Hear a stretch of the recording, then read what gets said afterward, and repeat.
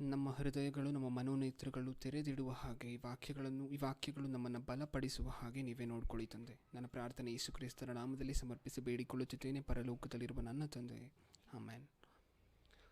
ಪ್ರಿಯರೇ, ಎರಡನೇ ಅಂಶವಾಗಿ ನಾವು ಆಲೋಚನೆ ಮಾಡುವಂಥ ಅಂಶ ಪ್ರಪಂಚದಲ್ಲಿ ಪ್ರತಿ ಒಬ್ಬೊಬ್ಬರಿಗೂ ಬೇಕಾಗಿರುವಂತಹದ್ದು. ಈ ತಪ್ಪನ್ನು ನಮ್ಮ ಸುತ್ತಲಿರುವಂಥವರೋ ಅಥವಾ ನಾವೋ ಬಹಳಷ್ಟು ಸಾರಿ ನಮ್ಮ ಜೀವನದಲ್ಲಿ ಮಾಡ್ತಾ ಇರ್ತೀವಿ. ಎಚ್ಚರಿಕೆಯಿಂದ ಪ್ರತಿಯೊಬ್ಬರು ಕೇಳಬೇಕಾಗಿರುವಂತಹದ್ದು ನಿಮ್ಮ ಬಾಧ್ಯತೆ, ನನ್ನ ಬಾಧ್ಯತೆಯೂ ಅಷ್ಟೇ. ಯಾಕೆ ಗೊತ್ತಾ?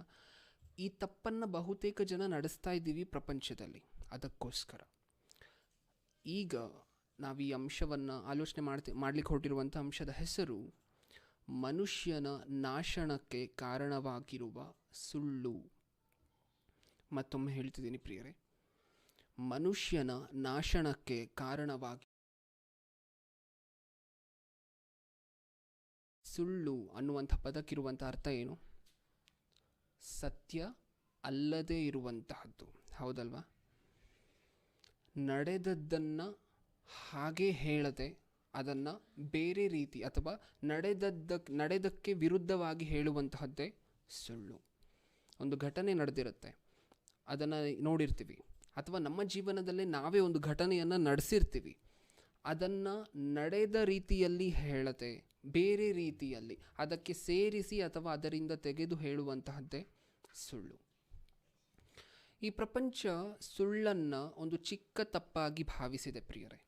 ಸುಳ್ಳ ಅದೇನದು? ನಾವು ದಿನಕ್ಕೆ 100 ಸುಳ್ಳು ಹೇಳ್ತೀವಪ್ಪ. ಮನೆಯಿಂದ ಹೋಗಬೇಕಾದ್ರೂ ಸುಳ್ಳು ಹೇಳ್ತೀವಿ. ರಾತ್ರಿ ಮನೆಯಿಂದ ಆಚೆ ಹೋಗಿ ತಿರ್ಗ ಮತ್ತೆ ಮನೆಗೆ ಬಂದು ಮನೆಯವರ ಜೊತೆಯಲ್ಲೂ ಸಹ ಎಲ್ಲ ಸೇರಿದ್ರೆ ನಾವು ದಿನಕ್ಕೆ ಒಂದು 50ರಿಂದ 100 ಸುಳ್ಳುಗಳನ್ನು ಹೇಳಿರ್ತೀವಿ. ಅದರಿಂದ ಏನು ಸಮಸ್ಯೆ ಆಗುತ್ತೆ? ಸುಳ್ಳಿಂದ ಏನು ಸಮಸ್ಯೆ ಆಗುತ್ತೆ? ಪ್ರಿಯರೇ, ಇಲ್ಲಿ ನಾವು ಅರ್ಥ ಮಾಡ್ಕೊಬೇಕಾಗಿರುವಂತಹ ವಿಚಾರ ಒಂದಿದೆ. ಈ ಪ್ರಪಂಚದ ದೃಷ್ಟಿಯಲ್ಲಿ ಚಿಕ್ಕ ತಪ್ಪೇ ದೇವರ ದೃಷ್ಟಿಯಲ್ಲಿ ದೊಡ್ಡ ತಪ್ಪು. ಅದಕ್ಕೆ ಯೆಶಾಯನ ಗ್ರಂಥ 55ನೇ ಅಧ್ಯಾಯ 8ನೇ ವಚನದಲ್ಲಿ ಒಂದು ಮಾತು ಬರ್ಸಿರ್ತಾರೆ ದೇವರು. ನಿಮ್ಮ ಆಲೋಚನೆಗಳು ನನ್ನ ಆಲೋಚನೆ ಅಲ್ಲ, ನಿಮ್ಮ ಮಾರ್ಗಗಳು ನನ್ನ ಮಾರ್ಗಗಳು ಅಲ್ಲ. ಅಂದರೆ ಇದಕ್ಕೆ ಅರ್ಥ ಏನು? ಈ ಪ್ರಪಂಚದ ದೃಷ್ಟಿಯಲ್ಲಿ ಒಂದು ಚಿಕ್ಕ ತಪ್ಪು ಅಂತ ಹೇಳಿದ್ರೆ ಅದು ದೇವರ ದೃಷ್ಟಿಯಲ್ಲಿ ದೊಡ್ಡದಾಗಿರ್ಬೋದು. ಹಾಗಾದರೆ ನಿಜವಾಗ್ಲೂ ಸುಳ್ಳು ಅನ್ನುವಂತಹದ್ದು ಅಷ್ಟೊಂದು ಅಪಾಯಕಾರಿನ ಅಂತ ಹೇಳಿ ಅಂಶ ಮುಗಿಯುವುದರೊಳಗೆ ನಮ್ಗೆ ಅರ್ಥ ಆಗುತ್ತೆ. ಈ ಪ್ರಪಂಚ ಹಲವಾರು ಸ್ಲೋಗನ್ಗಳನ್ನು ಬೇರೆ ಇಟ್ಕೊಂಡಿದ್ದಾರೆ ಪ್ರಿಯರೇ. ಹಲವಾರು ಪ್ರಾವಬ್ಗಳನ್ನು ಸಹ ಸೃಷ್ಟಿ ಮಾಡಿದ್ದಾರೆ. ಅದರಲ್ಲಿ ಒಂದು 1000 ಸುಳ್ಳು ಹೇಳಿ ಒಂದು ಮದುವೆ ಮಾಡಿಸುವಂತಹದ್ದು ಸಹ ತಪ್ಪು ಅಲ್ಲ. ಸತ್ಯವೇದದಲ್ಲಿ ಒಂದು ಸುಳ್ಳು ಹೇಳಿದ್ದಕ್ಕೆ ಆ ಮನುಷ್ಯನೇ ಮರಣ ಹೊಂದಿದ ಹಾಗೆ ನಾವು ನೋಡ್ಬೋದು. ಇನ್ನು ಎಷ್ಟು ಸುಳ್ಳು ಹೇಳಿ ಮದುವೆ ಮಾಡಿಸ್ಬೋದಂತೆ? 1000 ಸುಳ್ಳ. ಹೋಗಲಿ, ಮದುವೆ ಆದ ನಂತರ ಎಲ್ಲವೂ ಸಹ ಸರಿಯಾಗಿರುತ್ತೆ. 1000 ಸುಳ್ಳು ಹೇಳಿರಬೇಕಾದ್ರೆ ಯೋಚನೆ ಮಾಡಬೇಕಾಗತ್ತೆ. ಈಗ ಸುಳ್ಳುಗಳ ವಿಚಾರವಾಗಿ ಸತ್ಯವೇದದಲ್ಲಿ 2 ಮಾತುಗಳನ್ನು ನೋಡಿ, ಸುಳ್ಳು ಹೇಳಬಾರ್ದು ಅಂತ ಇರುವಂತಹ 2 ಮಾತುಗಳನ್ನು ನೋಡಿ ಮುಂದೆ ಹೋಗೋಣ ಪ್ರಿಯರೇ. ವಿಮೋಚನ ಕಾಂಡ 20ನೇ ಅಧ್ಯಾಯ 16ನೇ ವಚನ. ವಿಮೋಚನ ಕಾಂಡ 20ನೇ ಅಧ್ಯಾಯ 16ನೇ ವಚನ. ಮತ್ತೊಬ್ಬನ ಮೇಲೆ ಸುಳ್ಳು ಸಾಕ್ಷಿ ಹೇಳಬಾರದು. ಇದು ಒಂದು ಮಾತು. ಇನ್ನೊಂದು ಮಾತು ಅದೇ ವಿಮೋಚನ ಕಾಂಡ 23ನೇ ಅಧ್ಯಾಯ 1ನೇ ವಚನ. 23:1. ಆಧಾರವಿಲ್ಲದ ಸುದ್ದಿಯನ್ನು ಹಬ್ಬಿಸಬಾರದು. ಆಧಾರವಿಲ್ಲದ್ದು ಅಂದರೆ ಏನು ಪ್ರಿಯರೇ? ಇಲ್ಲದೇ ಇರುವಂತಹ ಸುದ್ದಿಗಳನ್ನು ಹಬ್ಬಿಸುವಂತಹದ್ದೇ ಆಧಾರವಿಲ್ಲದಿರುವಂತಹದ್ದನ್ನು ಹಬ್ಬಿಸುವಂತಹದ್ದು. ಅಂದರೆ ಇಲ್ಲದೇ ಇರುವಂತಹದ್ದನ್ನು ಹೇಳೋದು ಸುಳ್ಳೆ. ಇನ್ನೊಂದು ಮಾತನ್ನು ನೋಡಿ ಪ್ರಿಯರೇ, ಜಕರ್ಯನ ಗ್ರಂಥ.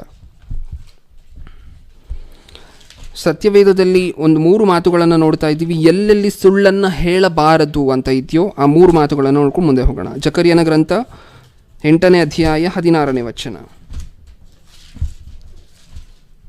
ಜಕರ್ಯನ ಗ್ರಂಥ 8ನೇ ಅಧ್ಯಾಯ 16ನೇ ವಚನ. ನೀವು ಮಾಡಬೇಕಾದ ಕಾರ್ಯಗಳು ಇವೆ. ಪ್ರತಿಯೊಬ್ಬನು ತನ್ನ ನೆರೆಯವನ ಸಂಗಡ ನಿಜವನ್ನೇ ಆಡಲಿ. ಅಂದರೆ ಸುಳ್ಳನ್ನು ಹೇಳಬಾರ್ದು. ಹಾಗಾದರೆ 3 ಮಾತುಗಳನ್ನು ನೋಡಿದ್ದೀವಿ ಸುಳ್ಳು ಹೇಳಬಾರ್ದು ಅಂತ ಹೇಳೋದಕ್ಕೆ. ಈ ಥರ ಬಹಳಷ್ಟು ಮಾತುಗಳಿದೆ ಪ್ರಿಯರೇ, ಆದರೆ ಮುಖ್ಯವಾದ 3 ಮಾತುಗಳನ್ನು ನೋಡ್ಕೊಂಡು ಮುಂದೆ ಹೋಗೋಣ. ಪ್ರಿಯರೇ, ಎಷ್ಟು ಕಡೆ ಬರ್ಸಿದ್ದಾರೆ ಸತ್ಯವೇದದಲ್ಲಿ ಸುಳ್ಳು ಹೇಳಬಾರ್ದು ಅಂತ? ಒಂದು 10ರಿಂದ 15 ಕಡೆ ಮೇಲ್ ಬರೆಸಿದ್ದಾರೆ. ಅಂದರೆ ನಾವು ಅದರಲ್ಲಿ ಕೆಲವು ಸಂದರ್ಭಗಳನ್ನು ಮಾತ್ರ ನೋಡಿದ್ದೀವಿ. ಒಂದು ನ್ಯೂಸ್ ಪೇಪರನ್ನು ನೀವು ತೊಗೊಂಡ್ರೆ ಆ ನ್ಯೂಸ್ ಪೇಪರ್ ಆಫೀಸಿಗೆ ಹೋಗಿ ಫಸ್ಟ್ ಪೇಜ್ ಏನಿರುತ್ತಲ್ಲ ಪ್ರಿಯರೇ, ಫಸ್ಟ್ ಪೇಜಲ್ಲಿ ನಾವು ಕೊಡುವಂತಹ ಆರ್ಟಿಕಲನ್ನು ನೀವು ಹಾಕಬೇಕು ಅಂತ ಅವ್ರಿಗೆ ಹೇಳಿದ್ರೆ ಪ್ರೈಸ್ ಜಾಸ್ತಿ ಹೇಳ್ತಾರಾ ಕಡಿಮೆ ಹೇಳ್ತಾರಾ? ಜಾಸ್ತಿ ಹೇಳ್ತಾರೆ. ಅದೇ ಲಾಸ್ಟ್ ಪೇಜಲ್ಲಿ ಎಲ್ಲೋ ಒಂದು ಕಡೆ ಮೂಲೆಯಲ್ಲಿ ಹಾಕೋದಾದರೆ ಕಡಿಮೆ. ಅಂದರೆ ಅವರ ದೃಷ್ಟಿಯಲ್ಲಿ ಆ ನ್ಯೂಸ್ ಪೇಪರಲ್ಲಿ ಫ್ರಂಟ್ ಪೇಜ್ ಅನ್ನುವಂತಹದ್ದು ಏನು ಮುಖ್ಯವಾಗಿರುವಂತಹದ್ದು, ಇಂಪಾರ್ಟೆಂಟ್, ಹೌದಲ್ವಾ? ಎಲ್ಲರೂ ನೋಡ್ತಾರೆ ಆ ಪೇಜನ್ನು. ಇದು ಒಂದು ನ್ಯೂಸ್ ಪೇಪರ್ ಕತೆ ಆಯಿತು ಪ್ರಿಯರೇ. ಆದಾಮನ ಕಾಲದಿಂದ ಹಿಡಿದು ಪ್ರಕಟಣೆ ಗ್ರಂಥ ಕೊನೆಯವರೆಗೆ, ಅಂದರೆ ಹೊಸ ಯೆರೂಸಲೇಮ್ ಸ್ಥಾಪನೆಯವರೆಗೆ ಬರೆಸಿರುವಂತಹ ಎಲ್ಲ ಘಟನೆಗಳು ಯಾವ ರೀತಿಯಾಗಿರುವಂತಹದ್ದು ಗೊತ್ತಾ? ಸತ್ಯವೇದದಲ್ಲಿ ಬರೆಸಿರುವಂತಹದ್ದು. ಈಗಿನ ತಲಾಂತದವರು ಸತ್ತು ಹೋದರೂ ಸಹ, ಮುಂದಿನ ಜನರೇಷನ್ ಬಂದರೂ ಸಹ ಅವರಿಗೂ ಈ ಸತ್ಯವೇದ ಆಗುತ್ತೆ. ಇದು ಹೋಗಿ ಇನ್ನು 100 ತಲಾಂತರಗಳು ಬಂದರೂ ಸಹ ಸತ್ಯವೇದವನ್ನು ಅವರೂ ಸಹ ಓದ್ತಾರೆ. ಹಿಂದೆ 1000 ವರ್ಷಗಳ ಹಿಂದೆ ಹೋದರೂ ಸಹ ಅಲ್ಲೂ ಸಹ ಧರ್ಮಶಾಸ್ತ್ರವನ್ನು ಓದ್ತಿದ್ರು. ಇದು ಸತ್ಯವೇದಕ್ಕಿರುವಂತಹ ಮಹತ್ವ. ಒಂದು ನ್ಯೂಸ್ ಪೇಪರಲ್ಲಿ ಫ್ರಂಟ್ ಪೇಜ್ಗೆ ಆರ್ಟಿಕಲ್ ಹಾಕಬೇಕಂದ್ರೆ ಇಷ್ಟೊಂದು ದುಡ್ಡನ್ನು ಕೇಳ್ತಾರೆ ಪ್ರಪಂಚ. ಯಾಕೆ? ಅದು ಅಷ್ಟೊಂದು ಇಂಪಾರ್ಟೆಂಟ್ ಅಂತ. ಪ್ರಪಂಚದಲ್ಲಿ ಸಾವಿರಾರು ವರ್ಷಗಳಿಂದ ಧರ್ಮಶಾಸ್ತ್ರ ಅನ್ನುವಂತಹದ್ದು, 100 ವರ್ಷಗಳಿಂದ 1000 ವರ್ಷಗಳಿಂದ ಸತ್ಯವೇದ ಅನ್ನುವಂಥದ್ದು ನಮ್ಮ ಕೈಯಲ್ಲಿದೆ. ಬಹುತೇಕ ಜನ, ಕೋಟ್ಯಾಂತರ ಜನ ಸತ್ಯವೇದವನ್ನು ಓದ್ತಾರೆ. ಇಷ್ಟೊಂದು ಮುಖ್ಯವಾಗಿರುವಂಥ ಈ ಗ್ರಂಥದಲ್ಲಿ ಹಲವಾರು ಕಡೆ ಸುಳ್ಳನ್ನು ಹೇಳಬಾರ್ದು ಅಂತ ಹೇಳಿ ಬರೆಸಿದ್ದಾರೆ ಅಂತ ಹೇಳಿದ್ರೆ ಸುಳ್ಳಿಂದ ಆಗುವಂಥ ಅನಾಹುತ ಎಂತಹದ್ದು ಅಂತ ನೀವೇ ಊಹಿಸ್ಬೇಕು. ಅಂದರೆ ದೇವರು ಸುಳ್ಳಿಗೆ ಅಷ್ಟೊಂದು ಮಹತ್ವವನ್ನು ಕೊಟ್ಟಿದ್ದಾರಾ? ತನ್ನ ಮಕ್ಕಳಿಗೆ ಎಚ್ಚರಿಕೆಯಾಗಿ ಸುಳ್ಳನ್ನು ನೀವು ಹೇಳಬಾರ್ದು, ಸತ್ಯವನ್ನೇ ಆಡಬೇಕು ಅಂತ ಹೇಳಿದ್ದಾರೆ ಅಂತ ಹೇಳಿದ್ರೆ ಅದರ ಹಿಂದೆ ಇರುವಂತಹ ಕಾರಣ ಏನು? ಇಷ್ಟು ವಚನಗಳನ್ನು ಸಹ ನೋಡಿದ ಮೇಲೆ ನಮ್ಮ ಮನಸ್ಸಿನಲ್ಲಿ ಒಂದು ಪ್ರಶ್ನೆ ಬರ್ಬೋದು, ಹಾಗಾದರೆ ಸುಳ್ಳನ್ನು ನಿಜವಾಗ್ಲೂ ಆಡ್ಬಿಟ್ರೆ ಏನಾಗೋಗುತ್ತೆ, ನೋಡೇ ಬಿಡೋಣ ಅಂತ. ಅದಕ್ಕೋಸ್ಕರ ಸುಳ್ಳನ್ನು ಹೇಳಿದಂತಹ ವ್ಯಕ್ತಿಗಳು ಏನಾಗಿದ್ದಾರೆ ಅಂತಲೂ ಸಹ ಸತ್ಯವೇದದಲ್ಲಿ ಬರೆಸಿದ್ದಾರೆ. ಒಂದು 3 ಎಕ್ಸಾಂಪಲನ್ನು ನೋಡೋಣ ಪ್ರಿಯರೇ. ಸತ್ಯವೇದದಲ್ಲಿ ಸುಳ್ಳು ಹೇಳಿದಂತಹ ಸ್ವಲ್ಪ ಜನರನ್ನು. ಆದಿಕಾಂಡ 37ನೇ ಅಧ್ಯಾಯ 32ನೇ ವಚನ. ಆದಿಕಾಂಡ 37ನೇ ಅಧ್ಯಾಯ 32ನೇ ವಚನ. 37-32.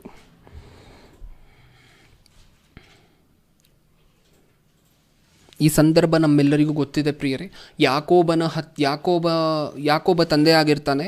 ಮಕ್ಕಳು ತನ್ನ ಅಣ್ಣಂದಿರಾಗಿರುವಂಥವರೇ ಕೊನೆ ಮಗನಾಗಿರುವಂತಹ ಯೋಸೇಪನನ್ನು ಕೊಲ್ಲಿಕ್ಕೆ ಪ್ರಯತ್ನ ಪಡ್ತಾರೆ ಅಥವಾ ಗುಂಡಿಯಲ್ಲಿ ಹಾಕಲಿಕ್ಕೆ ಪ್ರಯತ್ನ ಪಡ್ತಾರೆ, ಐಗುಪ್ತ್ಯರಿಗೆ ಮಾರ್ತಾರೆ. ತಂದೆಗೆ ಒಂದು ಸುಳ್ಳನ್ನು ಹೇಳಲಿಕ್ಕೆ ಸಿದ್ಧ ಮಾಡ್ಕೊಂಡಿರ್ತಾರೆ. ಏನು ಆ ಸುಳ್ಳು? ಅದನ್ನೇ ಓದಿ ನೋಡಿ ಈಗ 32ನೇ ವಚನ. ಹಾಂ, ಆಮೇಲೆ ಅವರು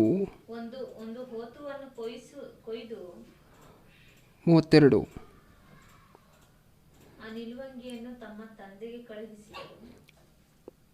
ಆ ನಿಲುವಂಗಿಯನ್ನು ತಮ್ಮ ತಂದೆಗೆ ಕಳುಹಿಸಿದರು. ಯಾವುದನ್ನು? ಇವರೇ ಒಂದು ನಿಲುವಂಗಿಯನ್ನು ತಗೊಂಡು ಹೋತದ ರಕ್ತದಲ್ಲಿ ಅದನ್ನು ಅದ್ದಿ ತಂದೆ ಹತ್ರ ಕಳಿಸ್ತಾರೆ. ಏನಂತ ಹೇಳ್ತಾರೆ? ತಂದೆ ಇವರೇ ಮಾರಿರ್ತಾರೆ ಪ್ರಿಯರೇ, ಯೋಸೇಪನನ್ನು ಇವರೇ ಮಾರಿರ್ತಾರೆ ಐಗುಪ್ತ್ಯರಿಗೆ. ಅಂದರೆ ಒಂದು ಸುಳ್ಳು ನಡೆದಂತಹ ಘಟನೆಯನ್ನು ಹೇಳದೆ ಇನ್ನೊಂದು ಘಟನೆಯನ್ನು ಹೇಳ್ತಿದ್ದಾರೆ. ನೋಡಿ ಅದು ಏನಂತ ಹೇಳ್ತಾರೆ ಅಂತ ಹೇಳಿ. ತಂದವರು, ಇದು ನಮಗೆ ಸಿಕ್ಕಿತು, ಇದು ನಿನ್ನ ಮಗನ ಅಂಗಿ, ಹೌದೋ ಅಲ್ಲವೋ ನೋಡು ಎಂದು ಅವನಿಗೆ ಹೇಳಲು ಅವನು ಅದರ ಗುರುತನ್ನು ಹಿಡಿದು,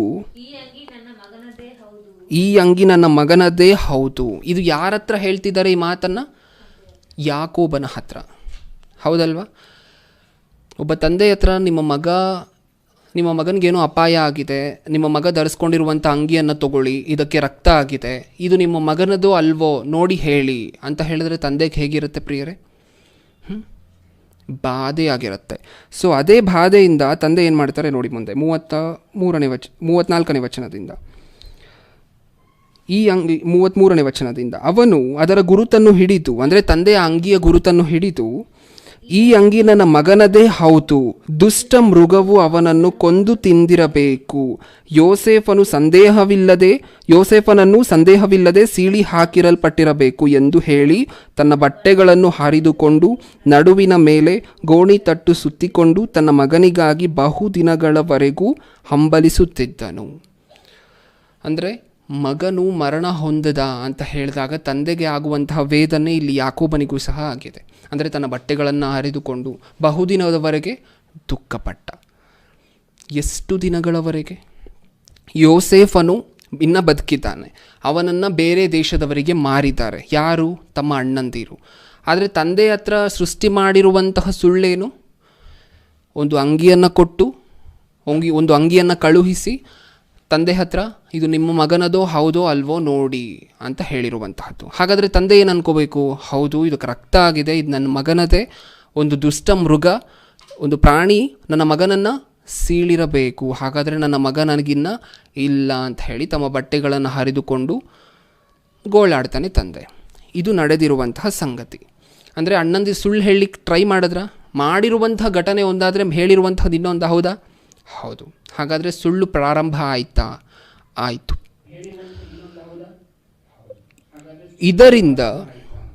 ಇದರಿಂದ ಆಗಿರುವಂಥ ಅನಾಹುತ ಏನು, ಸಂಭವಿಸಿರುವಂತಹ ಕಷ್ಟ ಏನು ಅಂತ ನಿಮಗೆ ಗೊತ್ತಾಗಬೇಕು ಅಂತ ಹೇಳಿದ್ರೆ ಏನಾಗುತ್ತೆ ಪ್ರಿಯರೇ? ಯಾವಾಗ ಗೊತ್ತಾಗುತ್ತೆ ಯಾಕೋಬನಿಗೆ ನನ್ನ ಮಗ ಇನ್ನೂ ಸತ್ತಿಲ್ಲ, ಇನ್ನೂ ಬದುಕಿದ್ದಾನೆ ಅಂತ ಯಾವಾಗ ಗೊತ್ತಾಗುತ್ತೆ? ಯೋಸೇಫನು ಐಗುಪ್ತ ದೇಶದಲ್ಲಿ ಒಂದು ದೊಡ್ಡ ಅಧಿಕಾರಿಯಾಗಿ, ಹಾಗೆ ಬರಗಾಲ ಬಂದ ನಂತರ ತಮ್ಮ ಅಣ್ಣಂದಿರೆಲ್ಲರೂ ಸಹ ತಮ್ಮ ಐಗುಪ್ತ ದೇಶಕ್ಕೆ ಧಾನ್ಯಗಳಿಗೋಸ್ಕರ ಬಂದ ನಂತರ ಗೊತ್ತಾಗತ್ತೆ. ಎಷ್ಟೋ ವರ್ಷಗಳಾಗೋಗಿರುತ್ತೆ. ಹಾಗಾದರೆ ಇಷ್ಟು ವರ್ಷಗಳು ತಂದೆ ಯಾವ ಬಾಧೆಯಲ್ಲಿರ್ತಾನೆ, ಯಾವುದನ್ನು ನಂಬಿರ್ತಾನೆ? ಅದೇ ಅಣ್ಣಂದಿರು, ಅಂದರೆ ಯೋಸೇಫನ ಅಣ್ಣಂದಿರಾಗಿರುವಂತಹ ಜನರು ಹೇಳಿದಂತಹ ಸುಳ್ಳುಗಳನ್ನು ನಂಬಿ ಅದೇ ಬಾಧೆಯಲ್ಲಿ ಇರ್ತಾನೆ. ಅಂದರೆ ಅಷ್ಟು ವರ್ಷ ತಮ್ಮ ತಂದೆಯ ಬಾಧೆಗೆ ಕಾರಣವಾಗಿತ್ತೇನು? ಸುಳ್ಳು. ತಂದೆಯನ್ನು ಸಂತೋಷವಾಗಿ ಇಡಬೇಕಾಗಿರುವಂತಹ ಮಕ್ಕಳೇ ತಮ್ಮ ಮಾತುಗಳಿಂದ, ತಮ್ಮ ನಡವಳಿಕೆಯಿಂದ ಒಂದು ಸುಳ್ಳನ್ನು ಹೇಳಿ ತಂದೆಗೆ ಬಾಧೆ ಪಡಿಸ್ತಾರೆ. ಇದು ಮೊದಲನೇ ಸುಳ್ಳು ಇವತ್ತಿನ ಅಂಶಕ್ಕೆ ನಾವು ನೋಡಿರುವಂತಹದ್ದು. ಅಂದರೆ ಆಗಿರುವಂತಹ ಕಷ್ಟ ಏನು, ಆಗಿರುವಂತಹ ಬಾಧೆ ಏನು? ತಂದೆಗೆ ಬಾಧೆ. ಎಷ್ಟು ವರ್ಷ? ಸುಮಾರು ವರ್ಷ. ಆತನ ಮಗನನ್ನು ಮತ್ತೆ ನೋಡುವವರೆಗೆ ತಂದೆ ಅದನ್ನು ನಂಬಿರ್ತಾನೆ. ಇನ್ನು ಎರಡನೇ ಘಟನೆ, ಇದು ಮೊದಲನೇ ಘಟನೆ ಆದರೆ ಎರಡನೇ ರಾಜರ ಗ್ರಂಥ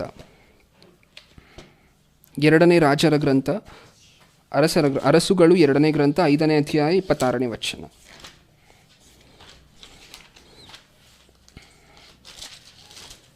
ಅರಸುಗಳು 2ನೇ ಗ್ರಂಥ 5ನೇ ಅಧ್ಯಾಯ 26ನೇ ವಚನ. ಒಬ್ಬನು ರಥದಿಂದಿಳಿದು ಬಂದು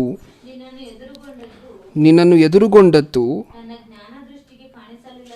ನನ್ನ ಜ್ಞಾನ ದೃಷ್ಟಿಗೆ ಕಾಣಿಸಲಿಲ್ಲವೆಂದು ನೆನೆಸುತ್ತೀಯೋ? ಈ ಪ್ರಶ್ನೆ ಯಾರಿಗೆ ಮಾಡ್ತಿರುವಂತಹದ್ದು? ಎಲೀಷನು ತನ್ನ ಸೇವಕನಾಗಿರುವಂತಹ ಗೆಹಾಜಿಗೆ ಮಾಡ್ತಿರುವಂತಹದ್ದು. ಏನು ಪ್ರಿಯರೇ, ಸಂದರ್ಭ ಏನು ನಡೀತು ಇಲ್ಲಿ? ಎಲೀಷನು ಒಂದು ಸ್ವಸ್ಥತೆಯನ್ನು ಮಾಡಿದ, ಅಂದರೆ ಒಂದು ರೀತಿಯಾದಂತಹ ಸ್ವಸ್ಥತೆಯನ್ನು ಮಾಡಿ ಬರ್ತಾರೆ. ಬರಬೇಕಾದ್ರೆ ಅಸ್ವಸ್ಥ ಹೊಂದದಂತಹ ವ್ಯಕ್ತಿ ನೀವೇನಾದರೂ ಕಾಣಿಕೆ ತೊಗೊಬೇಕಲ್ವಾ ಅಂತ ಕೇಳಿರ್ತಾರೆ. ಎಲೀಷನು ಅದನ್ನು ಬೇಡ ಅಂತ ಹೇಳಿ ತಿರಸ್ಕರಿಸಿ ಬರಬೇಕಾದ್ರೆ ತನ್ನ ಸೇವಕನು ಏನು ಅನ್ಕೊತಾನೆ ಅಂತ ಹೇಳಿ 20ನೇ ವಚನದಲ್ಲಿದೆ ನೋಡಿ.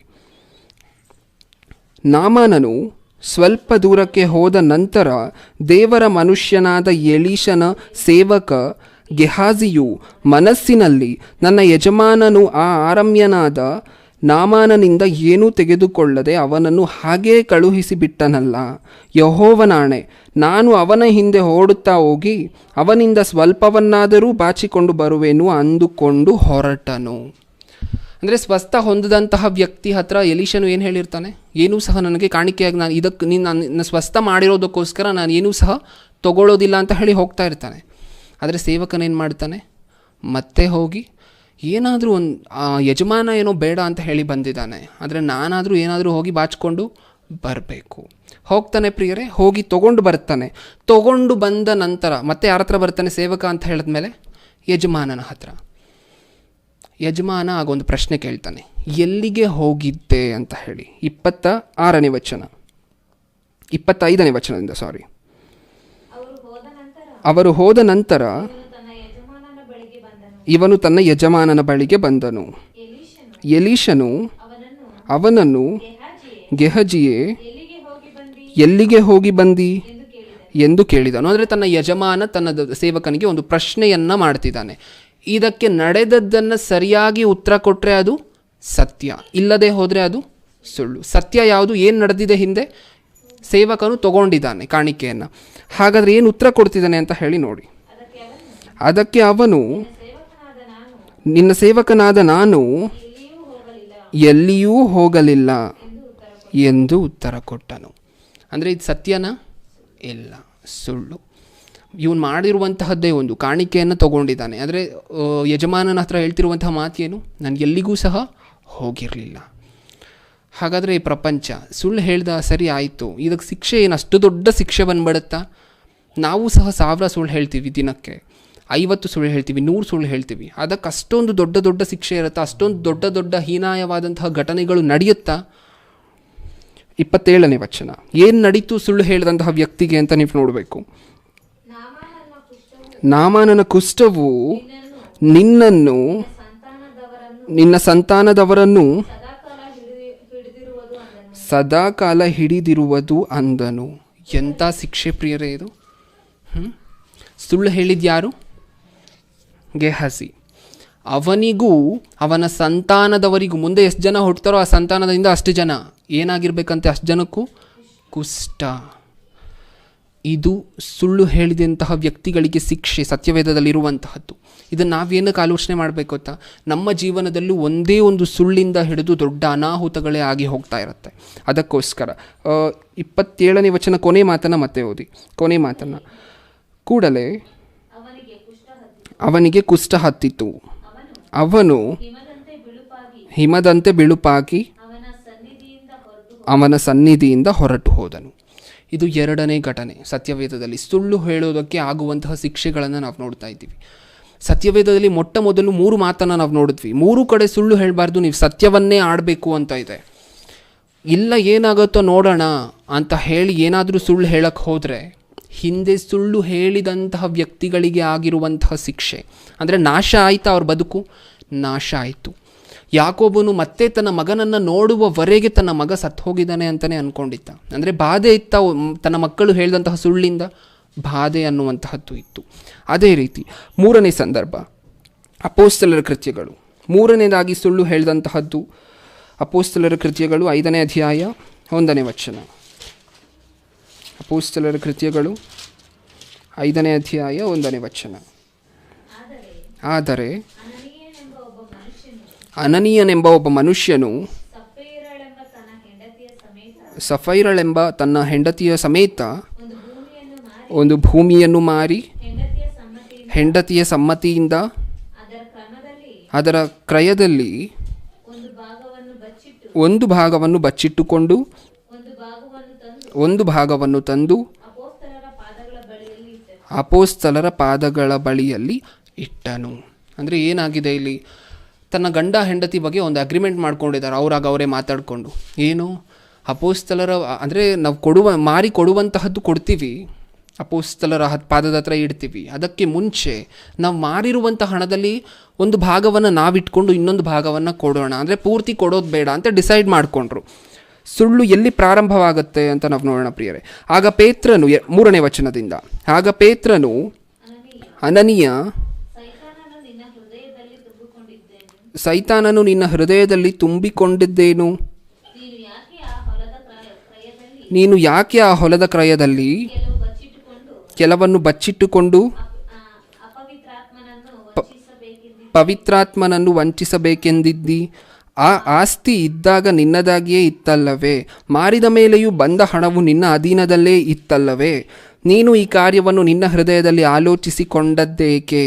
ನೀನು ಸುಳ್ಳಾಡಿದ್ದು ಮನುಷ್ಯರಿಗಲ್ಲ, ದೇವರಿಗೆ ಆಡಿದ್ದಿ ಅಂದನು. ಅಂದರೆ ಈ ವ್ಯಕ್ತಿ ಹೇಳಿದ್ರ ಪ್ರಿಯರೇ, ಹೋಗಲಿ, ಸುಳ್ಳನ್ನು ಹೇಳಿದ್ರ, ಮಾರಿದ್ರು, ಒಂದು ಭಾಗವನ್ನು ಎತ್ತಿಟ್ಕೊಂಡ್ರು, ಇನ್ನೊಂದು ಭಾಗವನ್ನು ಕೊಡ್ಲಿಕ್ಕೆ ಬಂದರು. ಆಗಲೇ ಏನಂತಿದ್ದಾರೆ ಅಪೊಸ್ತಲರ ಪಾದಗಳಲ್ಲಿ, ಆಗ ಪೇತ್ರನು, ಅನನೀಯ, ಸೈತಾನನು ನಿನ್ನ ಹೃದಯದಲ್ಲಿ ತುಂಬಿಕೊಂಡದ್ದೇನು? ಈ ವ್ಯಕ್ತಿ ಇನ್ನೂ ಸುಳ್ಳು ಹೇಳಿಲ್ಲ, ಸುಳ್ಳು ಹೇಳಬೇಕು ಅಂತ ಅಂದ್ಕೊಂಡಿದ್ದಾನೆ, ಹೌದಲ್ವಾ? ಒಂದು ಭಾಗವನ್ನು ಎತ್ತಿಟ್ಟು ಇನ್ನೊಂದು ಭಾಗವನ್ನು ಕೊಡಲಿಕ್ಕೆ ಸಿದ್ಧವಾಗಿ ಬರ್ತಿದ್ದಾನೆ ಅಂತ ಹೇಳಿದ್ರೆ ಸುಳ್ಳು ಹೇಳಬೇಕು ಅಂತ ತನ್ನ ಮನಸ್ಸಿನಲ್ಲಿ ಇರುತ್ತೋ ಇಲ್ವೋ? ಇದ್ದೇ ಇರುತ್ತೆ. ಶಿಷ್ಯಂದಿರು ಎಷ್ಟಕ್ಕೆ ಮಾರದೆ ಏನು ಅಂತ ಕೇಳಿದಾಗ ಒಂದು ಸುಳ್ಳನ್ನು ಈ ರೀತಿ ಹೇಳಬೇಕು ಅಂತ ತನ್ನ ಮನಸ್ಸಿನಲ್ಲಿ ಆಲೋಚನೆ ಮಾಡಿಕೊಂಡಿದ್ದಾನೆ. ಇದು ಯಾರಿಗೆ ಗೊತ್ತಾಯಿತು? ದೇವರಿಗೆ. ಅದಕ್ಕೋಸ್ಕರ ಶಿಷ್ಯಂದಿರು ಆ ಪ್ರಶ್ನೆಯನ್ನು ಮಾಡಿತ್ತು. ಸೈತಾನನು ನಿನ್ನ ಹೃದಯದಲ್ಲಿ ತುಂಬಿಕೊಂಡದ್ದೇನು? ನೀನು ಯಾಕೆ ಈ ಹೊಲದ ಕ್ರಯದಲ್ಲಿ ಕೆಲವನ್ನು ಬಚ್ಚಿಟ್ಟುಕೊಂಡು ಪವಿತ್ರಾತ್ಮನನ್ನು ವಂಚಿಸಬೇಕೆಂದಿದ್ದಿ? ಆ ಆಸ್ತಿ ಇದ್ದಾಗ ನಿನ್ನದಾಗಿಯೇ ಇತ್ತಲ್ಲವೇ? ಮಾರಿದ ಮೇಲೆಯೂ ಬಂದ ಹಣವು ನಿನ್ನ ಅಧೀನದಲ್ಲಿಯೇ ಇತ್ತಲ್ಲವೇ? ನೀನು ಈ ಕಾರ್ಯವನ್ನು ನಿನ್ನ ಹೃದಯದಲ್ಲಿ ಆಲೋಚಿಸಿಕೊಂಡದ್ದೇಕೆ? ನೀನು ಸುಳ್ಳಾಡಿದ್ದು ಮನುಷ್ಯರಿಗಲ್ಲ, ದೇವರಿಗೆ ಆಡಿದ್ದಿ. ಇದು ಯಾರ ಸಂಗತಿ? ಪತಿಯ ಸಂಗತಿ, ಅಂದರೆ ಗಂಡನ ಸಂಗತಿ. ಹೆಂಡತಿ ಬರ್ತಾಳಲ್ವ ಪ್ರಿಯರೇ, ಆಮೇಲೆ ಬರ್ತಾಳೆ. ಅಂದರೆ 7ನೇ ವಚನ ಓದಿ. ಆ ಹೆಂಡತಿ ಹೇಳುವಂತಹ ಸುಳ್ಳೇನು? ಸುಮಾರು 3 ಗಂಟೆಯ ಹೊತ್ತಿನ ಮೇಲೆ ಅವನ ಹೆಂಡತಿಯು ನಡೆದ ಸಂಗತಿಯನ್ನು ತಿಳಿಯದೆ ಒಳಗೆ ಬಂದು ಪೇತ್ರನು ಆಕೆಯನ್ನು ನೋಡಿ, ಅಂದರೆ ಇಲ್ಲಿ ಪ್ರಶ್ನೆ ಕೇಳ್ತಿದ್ದಾರೆ. ತನ್ನ ಗಂಡನಿಗೆ ಪ್ರಶ್ನೆ ಕೇಳಿಲ್ಲ, ಆಗಲೇ ಸುಳ್ಳು ಆಡಬೇಕು ಅಂತ ಹೇಳಿ ತನ್ನ ಮನಸ್ಸಿನಲ್ಲಿ ತಾನು ಆಲೋಚನೆ ಮಾಡಿಕೊಂಡಿದ್ದ. ಆದರೆ ಪೇತ್ರನು ತನ್ನ ಹೆಂಡತಿ ಯಾರು? ಸಫೈರಳು. ಪ್ರಶ್ನೆನೇ ಕೇಳ್ತಿದ್ದಾರೆ. ಏನಂತ? ನೀವು ಈ ಹೊಲವನ್ನು ಮಾರಿದ್ದು ಇಷ್ಟೇ ಹಣಕ್ಕೋ? ನನಗೆ ಹೇಳು ಎಂದು ಕೇಳಲು ಆಕೆಯು, ಅಂದರೆ ಮಾರಿರುವಂಥ ಹಣದಲ್ಲಿ ಒಂದು ಭಾಗವನ್ನು ಎತ್ತಿಟ್ಕೊಂಡಿದ್ದಾರೆ, ಇನ್ನೊಂದು ಭಾಗವನ್ನು ಕೊಡಬೇಕು ಅಂತ ಹೇಳಿ ತೊಗೊಂಬಂದಿದ್ದಾರೆ. ಹಾಗಾದರೆ ನೀವು ತೊಗೊಂಬಂದಿದ್ದೀರಲ್ಲ, ಎತ್ತಿಟ್ಕೊಂಡಿರುವಂತಹ ಭಾಗವನ್ನು ಬಿಟ್ಟು ಕೊಡಬೇಕು ಅಂತ ತಂದಿರುವಂಥ ಈ ಭಾಗ ಇದೆಯಲ್ಲ, ಇಷ್ಟೇ ಹಣಕ್ಕೆ ನೀವು ಹೊಲವನ್ನು ಮಾರಿದ್ದು ಅಂತ ಕೇಳಿರುವಂತಹ ಪ್ರಶ್ನೆಗೆ ಸುಳ್ಳು ಹೇಳ್ತಾರೋ ಸತ್ಯ ಹೇಳ್ತಾರೋ ತನ್ನ ಹೆಂಡತಿಯಾಗಿರುವಂಥ ಸಫೈರಳು ಅಂತ ಹೇಳಿ ನಾವು ನೋಡಿದಾಗ ಏನಿದೆ ಪ್ರಿಯರೇ? ಹೌದು, ಇಷ್ಟಕ್ಕೆ. ಅಂದರೆ ಇಷ್ಟೇ ಹಣಕ್ಕೆ ಮಾರಿದ್ದು, ಹೌದು ಇಷ್ಟಕ್ಕೆ. ಏನಾಯಿತು ಸುಳ್ಳು ಹೇಳಿದ್ದಕ್ಕೆ? ಹೌದು ಇಷ್ಟಕ್ಕೆ ಅಂದಳು. ಆಗ ಪೇತ್ರನು ಆಕೆಗೆ, ನೀವಿಬ್ಬರೂ ಕರ್ತನ ಆತ್ಮನನ್ನು ಪರೀಕ್ಷಿಸುವುದಕ್ಕೆ ಯಾಕೆ ಒಡಂಬಟ್ಟಿರಿ? ಅಗೋ, ನಿನ್ನ ಗಂಡನನ್ನು ಹೂಣಿಟ್ಟವರು ಬಂದು ಬಾಗಿಲಿನಲ್ಲಿ ಕಾಲಿಟ್ಟಿದ್ದಾರೆ, ನಿನ್ನನ್ನೂ ಹೊತ್ತುಕೊಂಡು ಹೋಗುವರು ಎಂದು ಹೇಳಿದನು. ಕೂಡಲೇ ಆಕೆಯು ಅವನ ಪಾದಗಳ ಮುಂದೆ ಬಿದ್ದು ಪ್ರಾಣ ಬಿಟ್ಟಳು. ಏನಾಯಿತು? ಸುಳ್ಳು ಹೇಳಬೇಕು ಅಂತ ಆಲೋಚಿಸ್ಕೊಂಡಂಥವರ ಬದುಕು ಮುಗಿದು ಹೋಯಿತು. ಒಂದೇ ಮಾತಲ್ಲಿ ಹೇಳಬೇಕಂದ್ರೆ ಸುಳ್ಳೇ ಅವರ ಬದುಕುಗಳಿಗೆ ಅಂತ್ಯವಾಗಿ ಹೋಯಿತು. 3 ಸಂದರ್ಭಗಳನ್ನು ನೋಡಿದ್ದೀವಿ. 1ನೇ ಸಂದರ್ಭದಲ್ಲಿ ಯಾಕೋಬನು ತನ್ನ ಮಕ್ಕಳು ಹೇಳಿದಂತಹ ಸುಳ್ಳಿಂದ ಹಲವಾರು ವರ್ಷಗಳೇ ಬಾಧೆ ಪಟ್ಟಿದ್ದರು. ಇನ್ನು 2ನೇದಾಗಿ ನಾವು ನೋಡಿದ್ದು ಯಾವ ಸಂದರ್ಭ? ಎಲೀಷನ ಸೇವಕನಾಗಿರುವಂತಹ ಗೆಹಾಜಿ ಹೇಳಿದಂತಹ ಸುಳ್ಳು. ಅದರಿಂದ ತನ್ನ ವಂಶ ಪೂರ್ತಿ, ತನಗೂ ತನ್ನ ಸಂತಾನಕ್ಕೆ ಪೂರ್ತಿ ಕುಷ್ಠ ಹತ್ತಿದಂತೆ ಆಯಿತು. ಇನ್ನು 3ನೇದಾಗಿ ಅನನೀಯ ಹಾಗೂ ಸಫೈರಳ ಸಂಗತಿ. ಇವರಿಬ್ಬರು ಸುಳ್ಳು ಹೇಳಿದ್ದಕ್ಕೇನಾದರೂ ಪ್ರಾಣವನ್ನೇ ಕಳೆದುಕೊಂಡ್ರು. ಹಾಗಾದರೆ ಇನ್ನು 4ನೇದಾಗಿ ಸುಳ್ಳಿಗೆ ಜನಕನಾಗಿರುವಂಥವನು ಏನು ಸುಳ್ಳು ಹೇಳ್ತಾನೆ ಪ್ರಿಯರೇ? ಆದಿಕಾಂಡದಲ್ಲಿ ಹವ್ವಳ ಹತ್ರ ಬಂದು ಸೈತಾನನು ಏನಂತ ಸುಳ್ಳು ಹೇಳ್ತಾನೆ? ದೇವರೇನು ಹೇಳಿರ್ತಾರೆ? ದೇವರೇನು ಆಜ್ಞೆ ಕೊಟ್ಟಿರ್ತಾರೆ? ಈ ಹಣ್ಣನ್ನು ತಿನ್ನಬಾರ್ದು, ತಿಂದ ದಿನ ನೀನು ಸತ್ತೇ ಹೋಗುವಿ. ಸೈತಾನನು ಏನಂತ ಹೇಳ್ತಾನೆ? ಬಂದು ಸ್ವಲ್ಪ ಇದನ್ನು ಮಾಡಿಫೈ ಮಾಡಿ, ಚೇಂಜ್ ಮಾಡಿ ಏನಂತ ಹೇಳ್ತಾನೆ? ಇದನ್ನು ತಿಂದ ದಿನ ನೀನು ದೇವರಂತೆ ಆಗುವಿ. ಸುಳ್ಳು ಅಲ್ವೋ ಇದು? ಸುಳ್ಳು. ಅಂದರೆ ಪ್ರಪ್ರಥಮವಾಗಿ ಪ್ರಪಂಚದಲ್ಲಿ ಯಾರಾದರೂ ಸುಳ್ಳು ಹೇಳಿದಾರಾ ಅಂತ ಹೇಳಿದ್ರೆ ಯಾರು ಸಿಗ್ತಾರೆ? ಸೈತಾನನು. ಪ್ರಿಯರೇ, ನಮ್ಮೆಲ್ಲರಿಗೂ ಗೊತ್ತು ಸತ್ಯವೇದದಲ್ಲಿ ಹೇಳಿರುವಂತಹದ್ದೇನು? ನಾನೇ ಮಾರ್ಗ, ನಾನೇ ಸತ್ಯ, ನಾನೇ ಜೀವ. ಯಾರು ಹೇಳಿರುವಂತಹ ಮಾತಿದು? ಯೇಸುಕ್ರಿಸ್ತರು. ಅಂದರೆ ಯೇಸುಕ್ರಿಸ್ತರು ನಮಗೆ ಮಾರ್ಗ. ಎಲ್ಲಿಗೆ ಹೋಗೋದಕ್ಕೆ? ಪರಲೋಕಕ್ಕೆ ಹೋಗೋದಕ್ಕೆ. ಯೇಸುಕ್ರಿಸ್ತರು ಯಾವ ರೀತಿ ನಡ್ಕೊಂಡು ಹೋದ್ರೋ, ಯಾವ ರೀತಿ ತಮ್ಮ ಜೀವನದಲ್ಲಿ ನಡೆದು ಹೋದ್ರೋ ಪ್ರತಿ ಸ್ಥಾನದಲ್ಲೂ, ಅದೇ ರೀತಿ ನಾವು ಸಹ ನಡೆದ್ರೆ ಪರಲೋಕ ಸಿಗುತ್ತೆ. ಯೇಸುಕ್ರಿಸ್ತರು ಯಾವ ರೀತಿ ಹೇಳಿದಾರೋ, ಯೇಸುಕ್ರಿಸ್ತರು ಯಾವ ರೀತಿ ಜೀವಿಸಿದ್ರೋ ನಮಗೆ ಪರಲೋಕ, ಆ ರೀತಿ ಜೀವಿಸಿದ್ರೆ. ಇನ್ನು ಸೈತಾನನು ಪ್ರಪ್ರಥಮವಾಗಿ ಪ್ರಪಂಚಕ್ಕೆ ಹೆಜ್ಜೆ ಇಟ್ಟಿದ ತಕ್ಷಣ ಸುಳ್ಳು ಹೇಳ್ತಾನೆ. ಈಗ ಯೋಚನೆ ಮಾಡಿ, ಈ ಪ್ರಪಂಚದಲ್ಲಿ ಬಹುತೇಕ ಜನ, ನಾವೆಲ್ಲರೂ ಸಹ ಪ್ರತಿದಿನ ಪ್ರತಿನಿತ್ಯ ಅವಶ್ಯಕತೆ ಇಲ್ಲದೆ ಅವಶ್ಯಕತೆ ಇರೋ ಹಾಗೆ ಪ್ರತಿನಿತ್ಯ ಸುಳ್ಳು ಹೇಳ್ತಿದ್ದೀವಿ ಅಂತ ಹೇಳಿದ್ರೆ ನಾವು ಯಾರ ಅನುಚರರು? ಯೇಸುಕ್ರಿಸ್ತರ ಮಾರ್ಗದಲ್ಲಿ ನಡೆದರೆ ಪರಲೋಕ. ಸೈತಾನನು ಸುಳ್ಳನ್ನು ಪ್ರಾರಂಭಿಸಿದ್ದೇ ಇವನು. ಅಂದರೆ ನಾವು ಸಹ ಸುಳ್ಳನ್ನು ಹೇಳ್ತಿದ್ದೀವಿ ಅಂತ ಹೇಳಿದ್ರೆ ನಾವು ಯಾರ ಮಾರ್ಗದಲ್ಲಿ ನಡೀತಿದ್ದೀವಿ? ಸೈತಾನನ ಮಾರ್ಗದಲ್ಲಿ. ಅದಕ್ಕೋಸ್ಕರ ಅಪೋಸ್ತಲರ ಕೃತ್ಯಗಳು ಯೋಹಾನನು ಬರೆದ ಸುವಾರ್ತೆ 8ನೇ ಅಧ್ಯಾಯ 44ನೇ ವಚನ ಒಮ್ಮೆ ಓದಿ. ಯೋಹಾನನು ಬರೆದ ಸುವಾರ್ತೆ 8ನೇ ಅಧ್ಯಾಯ 44ನೇ ವಚನ.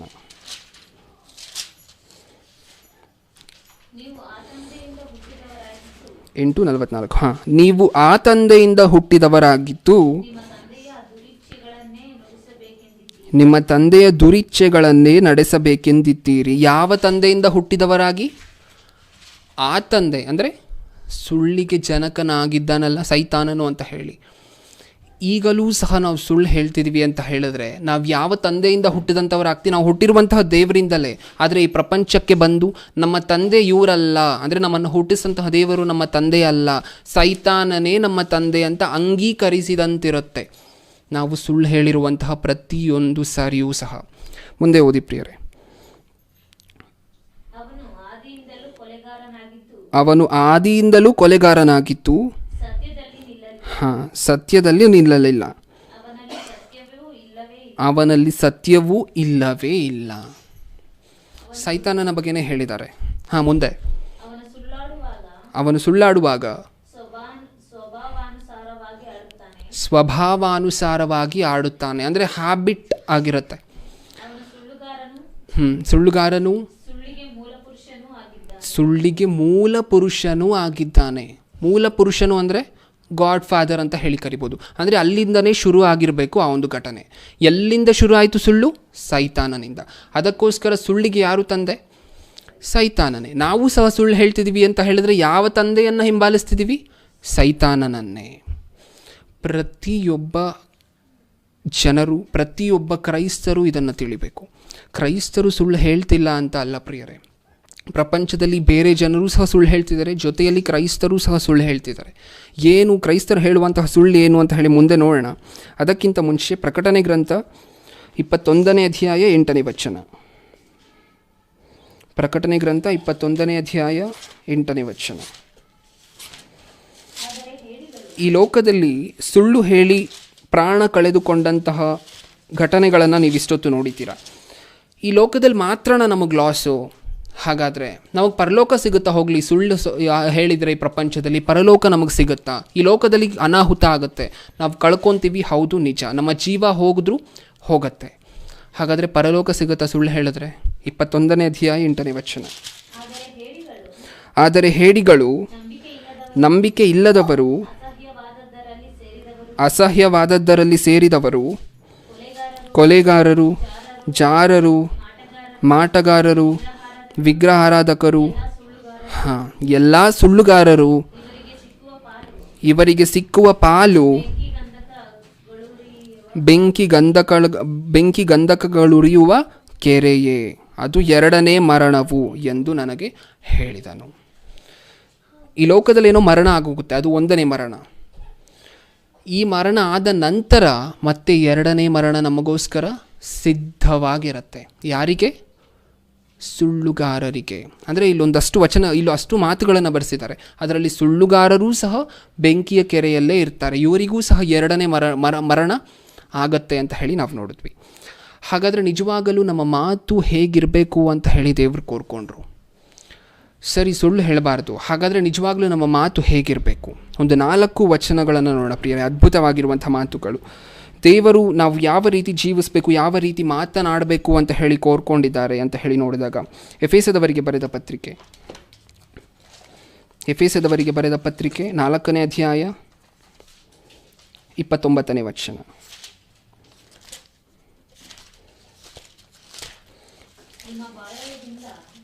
ನಿಮ್ಮ ಬಾಯೊಳಗಿಂದ ಯಾವ ಕೆಟ್ಟ ಮಾತು ಹೊರಡಬಾರದು, ಭಕ್ತಿಯನ್ನು ವೃದ್ಧಿ ಮಾಡುವಂಥ ಕಾಲೋಚಿತವಾದ ಮಾತು ಇದ್ದರೆ ಕೇಳುವವರ ಹಿತಕ್ಕಾಗಿ ಅದನ್ನು ಆಡಿರಿ. ಅಂದರೆ ನಮ್ಮ ಮಾತುಗಳು ಹೇಗಿರಬೇಕಂತೆ? ಭಕ್ತಿಯನ್ನು ವೃದ್ಧಿ ಮಾಡಬೇಕು ಇನ್ನೊಬ್ಬ ಮನುಷ್ಯನಲ್ಲಿ. ಇನ್ನೊಂದು ಮಾತು, ಮತ್ತಾಯನು ಬರೆದ ಸುವಾರ್ತೆ 12ನೇ ಅಧ್ಯಾಯ 36ನೇ ವಚನ. ಮತ್ತಾಯನು ಬರೆದ ಸುವಾರ್ತೆ 12ನೇ ಅಧ್ಯಾಯ 36ನೇ ವಚನ.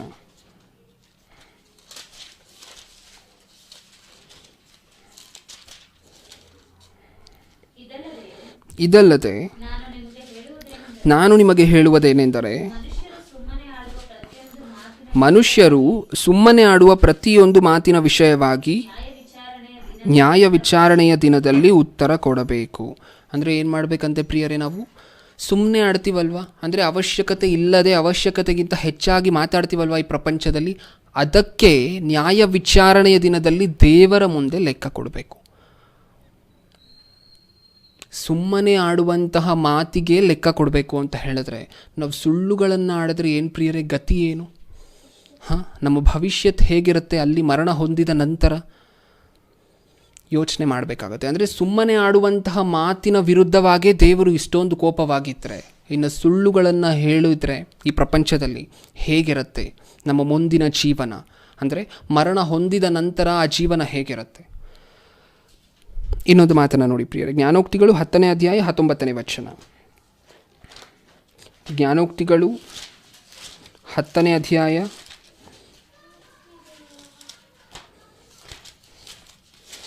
19ನೇ ವಚನ.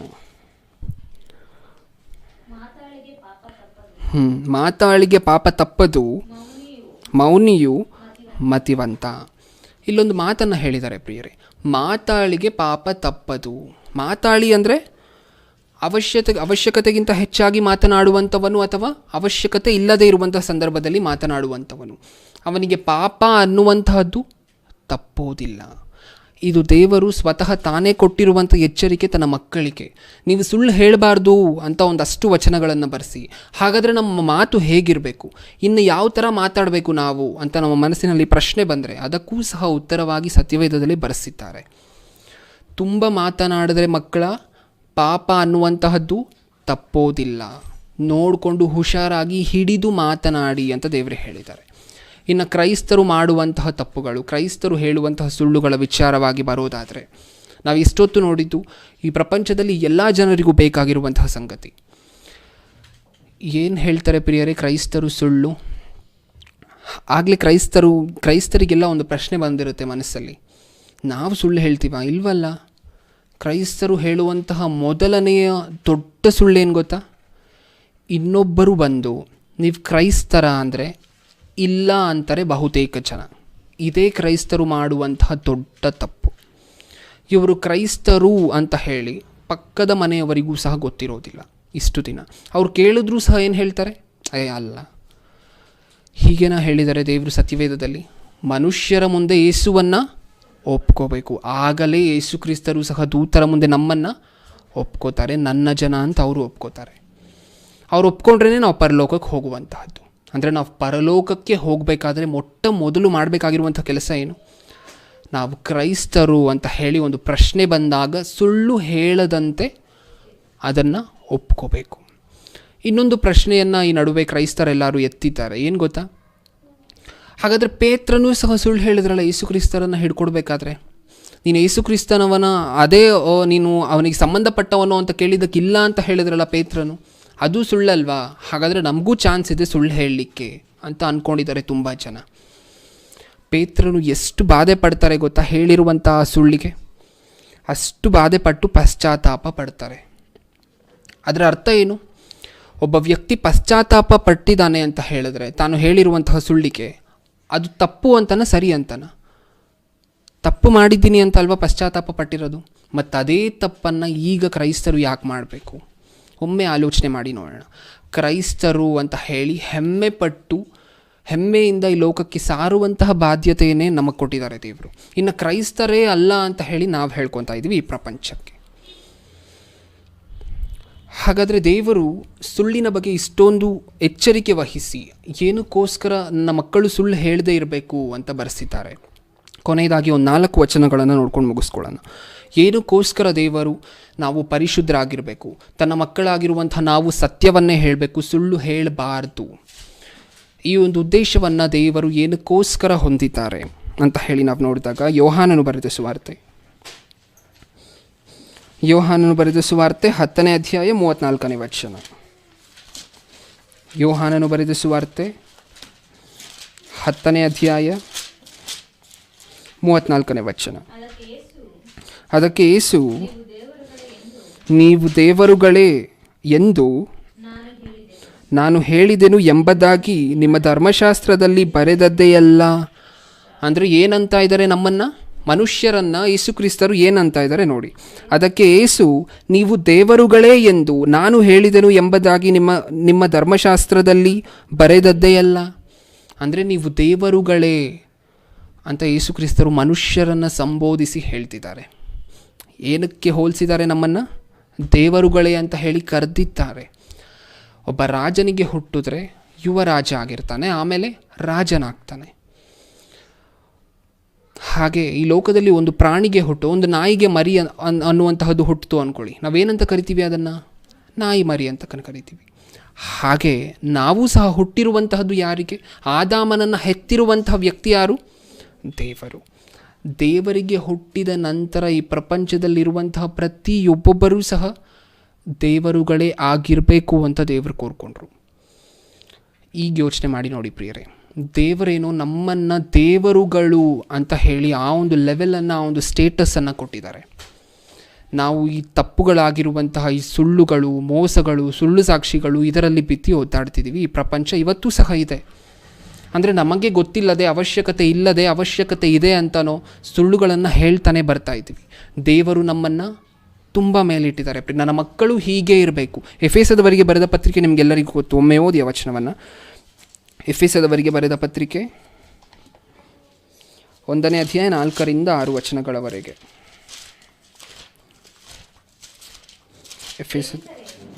ಹೇಗೆಂದರೆ ನಾವು ಪ್ರೀತಿಯಲ್ಲಿ ನಡೆದು ಆತನ ಸನ್ನಿಧಿಯಲ್ಲಿ ಪರಿಶುದ್ಧರು,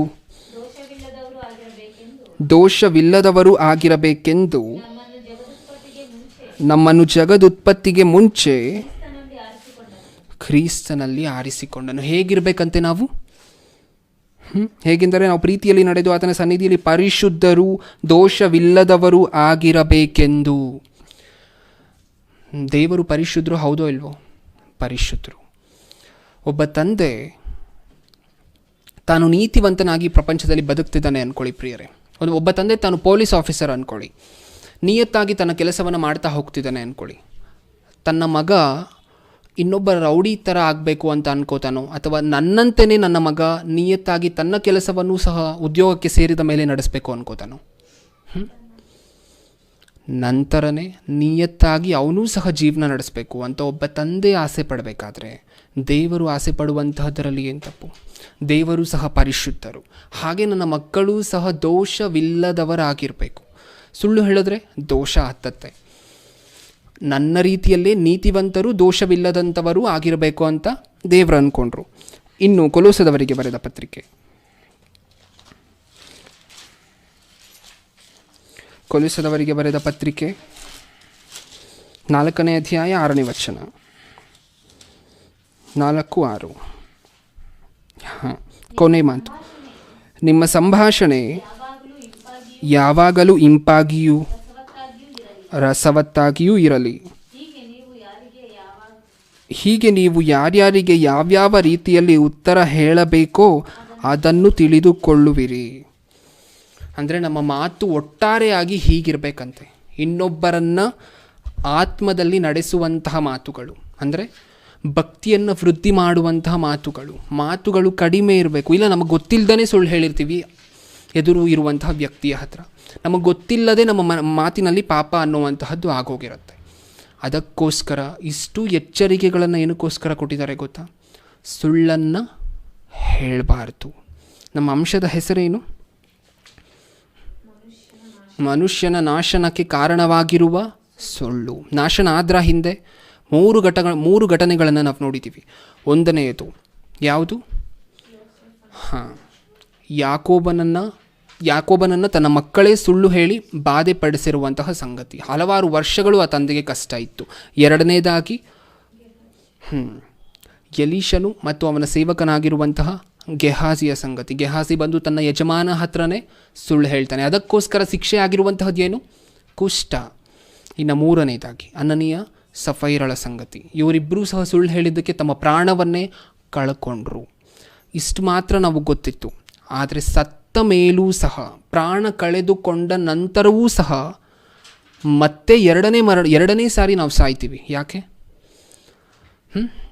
ಒಂದನೇ ಸಾರಿ ಈ ಲೋಕದಲ್ಲಿ ಸತ್ತಿರ್ತೀವಿ, ಇನ್ನೊಂದು ಸಾರಿ ಸಾಯ್ತೀವಿ. ಯಾಕೆ? ಆ ಪಾತಾಳಕ್ಕೆ ಹೋಗ್ತಿದ್ದೀವಿ ಅಂತ ಹೇಳಿದ್ರೆ ಅದೇ ನಮಗೆ ಎರಡನೇ ಮರಣ. ಸುಳ್ಳು ಹೇಳಿದ್ರೆ ಒಂದನೇ ಮರಣ ಈ ಲೋಕದಲ್ಲಿ ಖಚಿತ. ಅಂದರೆ ಈ ಲೋಕದಲ್ಲಿ ಬಾಧೆ ಪಟ್ಟು ಮರಣ ಹೊಂದಬೇಕಾಗಿರುವಂತಹ ಸನ್ನಿವೇಶ ಬಂದರೂ ಆಶ್ಚರ್ಯ ಪಡಬೇಕಾಗಿಲ್ಲ. ಯಾಕೆ? ನಾವು ಸುಳ್ಳು ಹೇಳಿದ್ದೀವಿ. ಹಾಗೆ ಒಂದನೇ ಮರಣ ಬರುತ್ತೆ, ಹಾಗೆ ಎರಡನೇ ಮರಣವೂ ಸಹ ಖಚಿತವಾಗಿ ಬರುತ್ತೆ. ಅಂದರೆ ಖಚಿತವಾಗಿ ಎಲ್ಲಿಗೆ ಹೋಗ್ತೀವಿ? ಪಾತಾಳಕ್ಕೆ.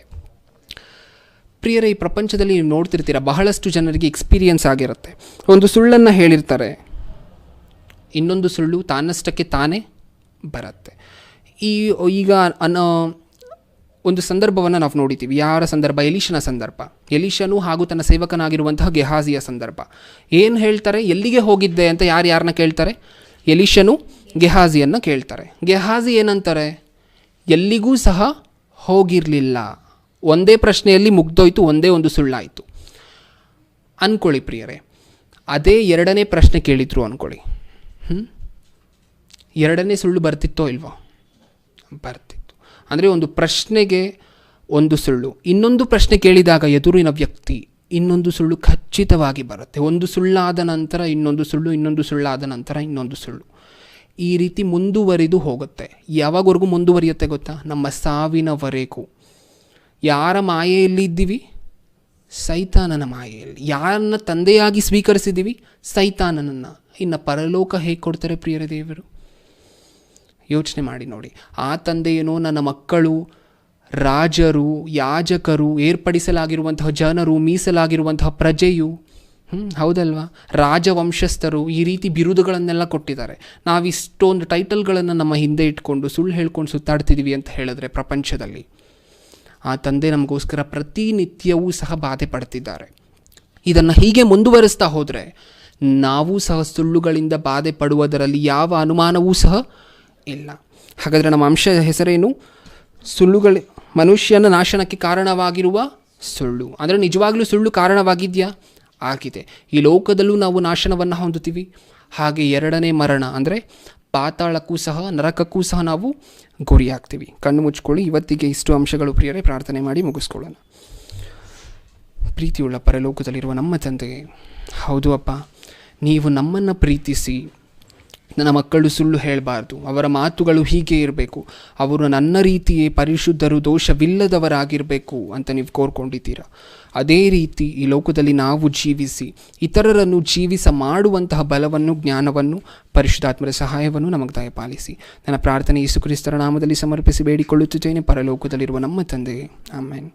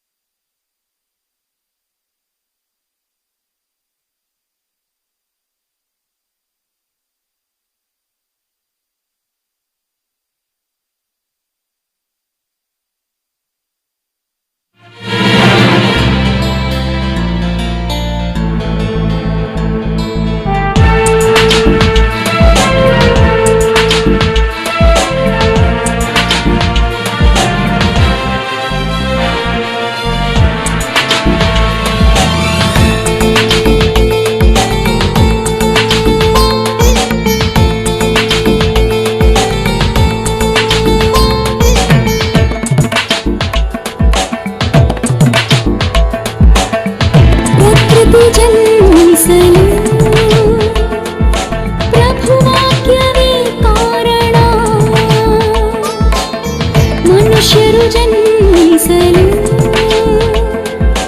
ಆ ದೇವರೇ ಕಾರಣ. ಜೀವರಾಶಿಗಳ ಜನನ ಮರಣಗಳ ರಹಸ್ಯ ಜಗವು ಹುಟ್ಟು ಮೊದಲೇ ಪರಮಾತ್ಮನ ಸಂಕಲ್ಪವು. ತನಗಾಗಿ ಜೀವಿಸಲೆಂದು ತನ್ನ ಪ್ರೀತಿ ತೋರಿಸಲೆಂದು ಶ್ರಮಪಟ್ಟು ನಮಗಾಗಿ ಈ ಸೃಷ್ಟಿಸಿ ಎಲ್ಲವನು ಪ್ರತಿದಿನ ಈ ವಿಶ್ವ ನಡೆಸುವನು. ಪ್ರಕೃತಿ ಜನ್ಮಿಸಲು